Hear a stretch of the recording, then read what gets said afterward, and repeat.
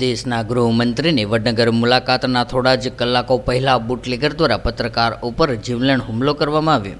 વડનગરમાં મારો અવાજ ન્યૂઝના તંત્રી શૈલેષ પરમાર ઉપર થયો જીવલેણ હુમલો। બુટલેગરોએ શૈલેષ પરમારને ધોકા દંડા વડે માર મારતા માથાના ભાગે ઈજા થઈ હતી। ત્યારે વડનગરમાં રસ્તા ઉપર વિડીયો બનાવી રહેલા શૈલેષ પરમાર ઉપર કરાયો હતો હુમલો। શૈલેષ પરમારને વડનગર સિવિલ હોસ્પિટલમાં ખસેડવામાં આવ્યા છે। ત્યારે શૈલેષ પરમારે ગળામાં પહેરેલી સોનાની ચેન પણ લૂંટી લેવાઈ હતી। ત્યારે હુમલાખોર બુટલેગર ગંભીર ગુનાઓથી સંડોવાયેલા હોવાની માહિતી સામે આવી રહી છે।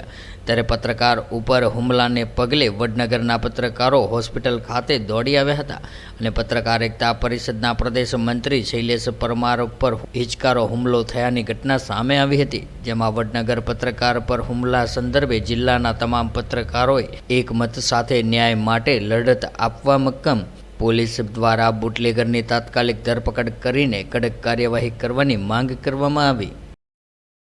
શું ઘટના બની આપની જોડે?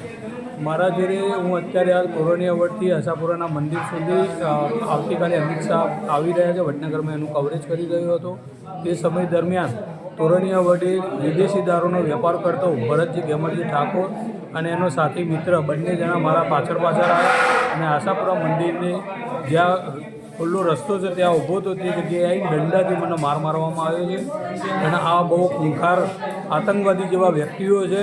મારી સોનાની ચેન પણ એમને લૂંટી લીધી છે, મારી વીંટી પણ તેમને ઝૂંટી લીધી છે, મારો મોબાઈલ લીધો હતો પણ અમુક માણસોએ એના જોડેથી મોબાઈલ પરત અપાવડાયો।